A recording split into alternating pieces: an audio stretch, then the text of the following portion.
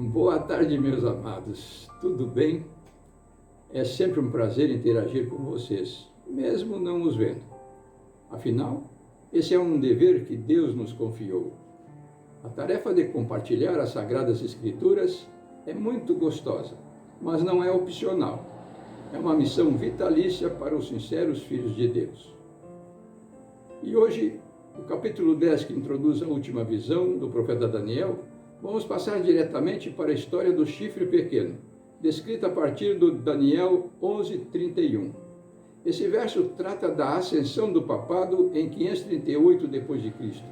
e nos leva até a sua queda em 1798, descrita no verso 35, quando demarca, segundo a Bíblia, o começo do tempo do fim, o qual realmente nos interessa. Vamos a ele. Dele, do último império mundial considerado, o romano, sairão forças que profanarão o santuário, a fortaleza nossa, e tirarão o sacrifício costumado, estabelecendo a abominação desoladora. Daniel 11:31. Com o surgimento da abominação desoladora, por meio de Roma eclesiástica ou papal, a contínua intercessão de Jesus junto ao trono da graça foi removida do santuário celestial, e o paganismo foi absorvido pela igreja cristã e exaltado em seu lugar, trazendo desolação e morte aos legítimos filhos de Deus. A Santa Missa foi oficializada para fazer na terra o que já estava sendo feito no céu, a intercessão pelo povo de Deus. Só que agora, através de santos e de sacerdotes, que passaram a administrar a obra de Jesus e do seu Santo Espírito, violando a ligação mais sublime que é a do homem diante do seu Salvador. Em Daniel 11:32, continua a obra do chifre pequeno. Aos violadores da aliança, ele com lisonjas perverterá, mas o povo que conhece o seu Deus se tornará forte e ativo. A lisonja, louvor interesseiro e afetado, como por exemplo a canonização de Helena, a mãe do imperador Constantino, realizada por Roma, mística em seus primórdios, foi destruindo a pureza original do cristianismo. Aqui, no entanto, há uma referência aos que resistiram às inúmeras inovações pagãs introduzidas no cristianismo e se mantiveram firmes em sua fé, como os valdenses e os albigenses, entre outros conhecedores da palavra de Deus da época medieval. Estes, não obstante as ferrenhas perseguições, tornaram-se fortes e ativos, espalhando a mensagem bíblica na sua integridade. Disfarçados de vendedores, levavam a Bíblias e extratos das mesmas escondidos nos casacos, para distribuir nas casas onde vendiam as suas mercadorias. Daniel 11:33 diz que os entendidos entre o povo ensinarão a muitos. Todavia cairão pela espada e pelo fogo, pelo cativeiro e pelo roubo, por algum tempo. Esse texto fala das perseguições do período da Inquisição Papal, quando os cristãos eram amargamente execrados como hereges e destruídos. Além de serem maltratados e torturados, seus bens eram confiscados. Mas isso seria por algum tempo, porque segundo Daniel 11, verso 34, ao caírem eles, serão ajudados por um pequeno socorro, mas muitos se ajuntarão a eles com lisonjas. Temos aqui uma referência a um pequeno socorro advindo do movimento da Reforma Protestante, surgida em decorrência do esforço dessa minoria fiel. Esta reforma, porém, acabou apresentando as mesmas limitações do papado, se degenerando na multiplicação de suas instituições. Em Daniel 11:35, temos a razão das perseguições. Alguns dos entendidos cairão para serem provados, purificados e embranquecidos, até o tempo do fim, porque se dará ainda no tempo determinado. Entre os entendidos podemos encontrar homens como Tyndale, Knox, Wycliffe, Hus, Jerônimo Lutero, Wesley e muitos outros como os huguenotes. A expressão até o tempo do fim conduz a Bíblia, a história das perseguições medievais, para o acontecido em 1798. A ferida mortal sofrida pelo papado, prevista por João no Apocalipse 13:3. Temos aqui, portanto, o fim de um tempo profético definido em Daniel 7:25 e Apocalipse 12, 6 e 14, em 1260 anos, a partir do qual os filhos de Deus deveriam adquirir poder para pregar o Evangelho a todo mundo, em preparação para a segunda vinda de Jesus.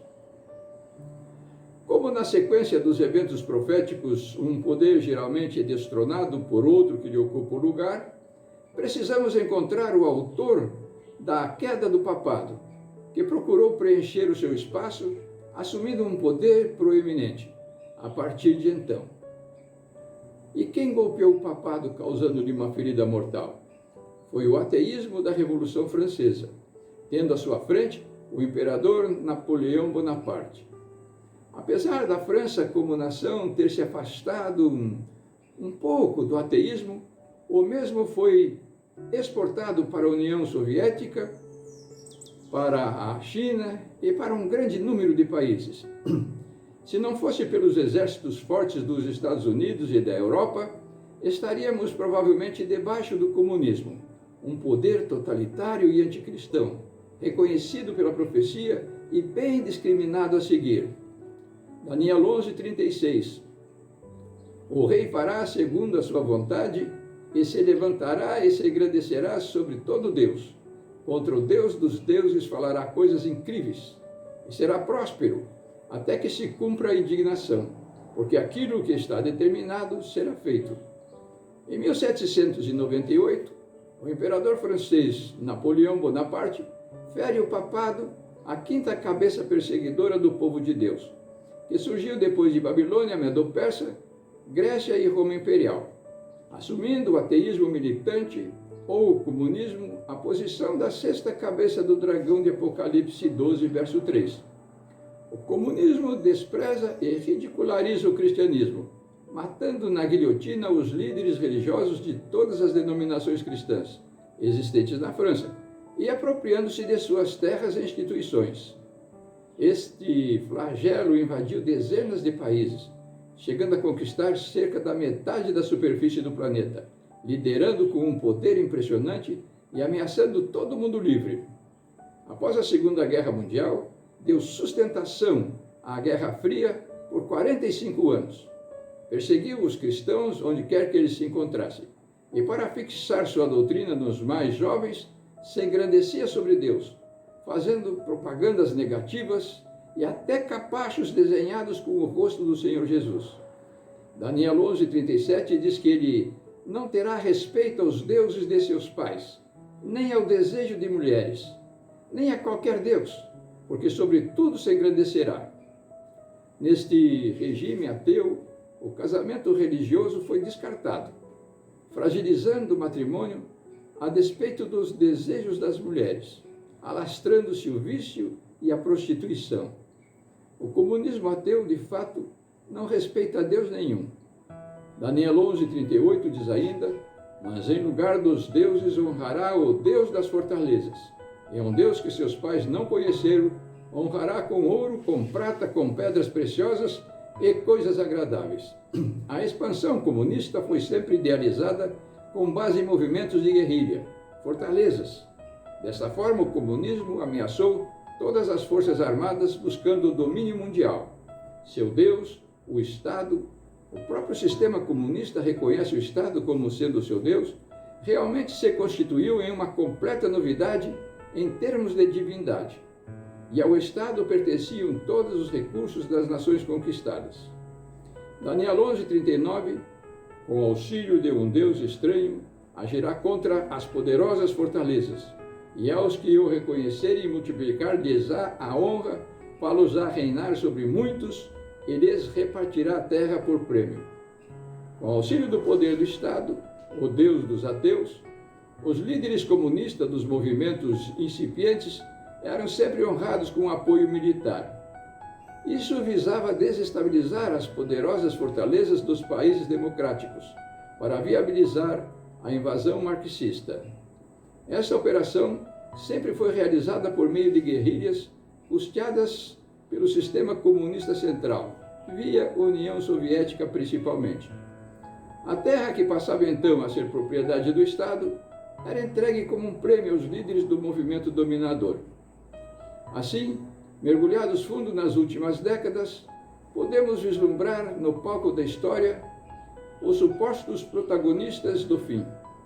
O papado, ou o rei do norte, ferido mortalmente pelo comunismo em 1798, mas com a ferida mortal citada em Apocalipse 13, verso 3, em avançado processo de cicatrização.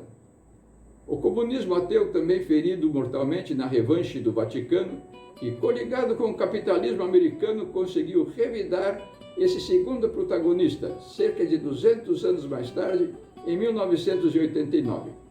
A partir de então, o comunismo ateu vem buscando fortalecer sua aliança com o islamismo, para recuperar o domínio universal inicialmente postulado. Todavia, vem perdendo espaço para o protestantismo americano, o terceiro poder que se desenvolve, aliado com o papado a passos largos, para ocupar o seu papel como protagonista da liderança mundial. Estes três poderes seguem até os dias de hoje, setembro de 2020, discutindo, fazendo alianças e ameaças, enquanto pensam sobre qual dos três finalmente conseguirá usurpar o lugar que está reservado para Jesus Cristo, a pedra que vem do céu, conforme Daniel 2, 44 e 45. Ficaremos por aqui, 200 anos após a queda do papado, em 1798, e a do comunismo, em 1989. Aguardando pelo seu like e pela sua inscrição. Não esqueça de acionar o sininho das notificações.